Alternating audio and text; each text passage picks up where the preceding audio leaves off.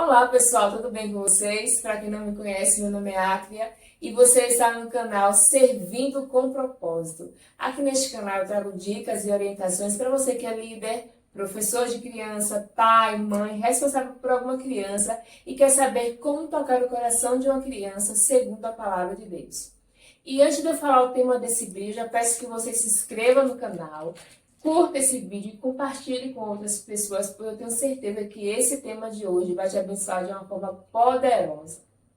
Você já parou para pensar no papel da igreja na inclusão social? Esse é um tema urgente e extremamente necessário nos tempos atuais, e é sobre ele que nós vamos conversar um pouquinho hoje.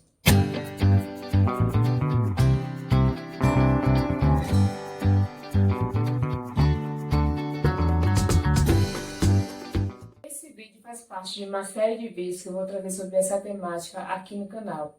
E no vídeo de hoje nós vamos falar sobre o que é a inclusão social e quais são as barreiras que podem impedir de que a sua criança ela seja evangelizada e seja alcançada pela graça de Jesus dentro da sua igreja. Antes de qualquer coisa, é necessário nós entendermos primeiramente o que é a inclusão social. A inclusão nada mais é do que o processo de garantir que todas as pessoas têm os mesmos direitos, o mesmo acesso a serviços, a lugares, de forma igualitária. E a igreja, enquanto uma instituição social, ela precisa incluir, estar pronta para incluir a todas as pessoas. E hoje nós vamos falar especificamente das pessoas com deficiência. A inclusão social, ela é um dos pilares do Evangelho de Jesus Cristo. Quando nós vamos para a palavra de Deus, nós vemos em toda parte do Novo Testamento, que fala sobre a vida de Jesus aqui na Terra, Jesus o tempo todo ele tratava de incluir as pessoas que eram marginalizadas socialmente naquela época. Jesus ele sempre incluía as mulheres, as próprias crianças. A gente vê uma passagem muito conhecida quando as crianças queriam chegar perto de Jesus e os próprios discípulos estavam excluindo elas. E Jesus falou, não, deixe que elas venham, porque o reino do céu é delas. E ali, por aquele momento, Jesus abençoou as crianças. Da mesma forma, as pessoas com deficiência, as pessoas que tinham algum tipo de doença também, que eram excluídas ali da sociedade, Jesus, em todo o tempo, ele trazia aquelas pessoas para perto, trazia uma palavra de ânimo e mostrava que o reino dos céus é para todas as pessoas. E nós devemos aprender com Jesus Cristo. Nós devemos entender que o papel da igreja aqui na Terra é levar o evangelho a todas as pessoas. Mas, assim, infelizmente, o que nós vemos também é que as pessoas com deficiência, muitas delas estão excluídas também das igrejas. Existem muitas barreiras que impedem, às vezes, a evangelização dessas pessoas. E aqui eu vou citar algumas delas, começando pelas barreiras comunicacionais. Vou dar um exemplo.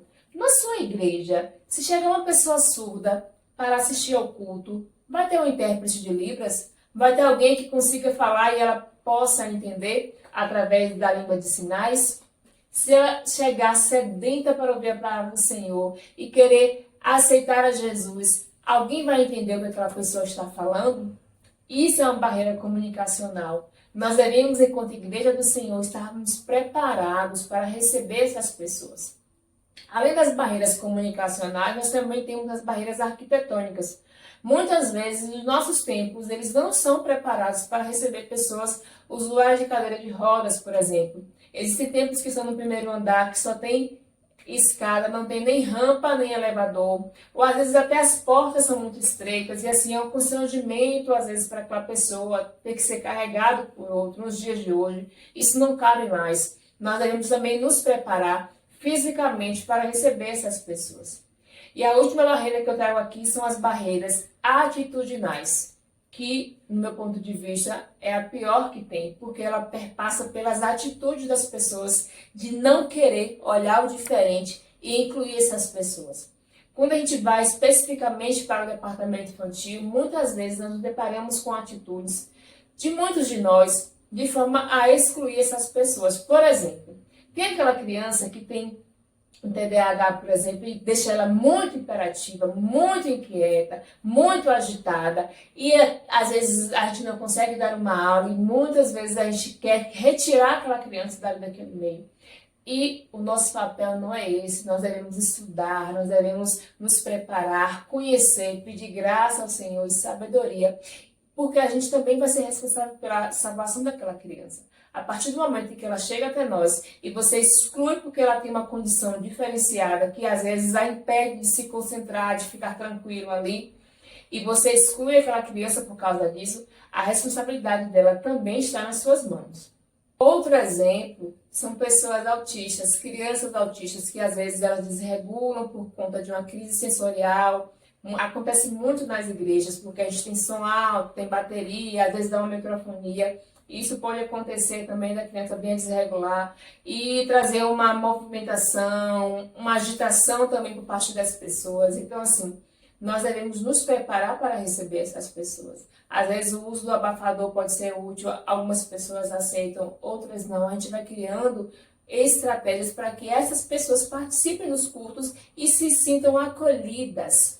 A gente precisa ter empatia. O que é ter empatia? É também a capacidade de se colocar no lugar do outro, pensando que, se fosse eu, como eu queria ser recebido dentro de uma instituição religiosa, dentro de uma igreja do Senhor, que proclama o nome do Senhor e que proclama que o reino do Senhor é para todas as pessoas que crerem em Jesus, que aceitarem Ele como seu Salvador. Então, isso cabe a nós refletir sobre como incluir essas pessoas no processo de evangelização, no processo de salvação, no processo de transformação das suas vidas. A igreja do Senhor tem que ser aberta, as portas devem estar abertas a todo tipo de pessoas. A inclusão social não é apenas uma ideia bonita ou às vezes algo que está na moda, como eu já ouvi por aí, mas ela é principalmente um compromisso cristão. Então, eu e você, enquanto igreja do Senhor, nós devemos nos preparar para incluir ao diferente, a todas as pessoas. E eu quero terminar esse vídeo trazendo para você a seguinte reflexão. Como a sua igreja pode fazer para se tornar cada vez mais inclusiva? Comente aqui abaixo se você tem crianças com algum tipo de deficiência na sua congregação. O que você faz para incluí-la nos processos, nas músicas, nas apresentações, nas aulas? Eu sei que o seu comentário pode ajudar outras pessoas que estão passando pela mesma situação e que porventura estão encontrando alguma dificuldade. Não se esqueça, sirva ao Senhor com um propósito específico. Deus te abençoe.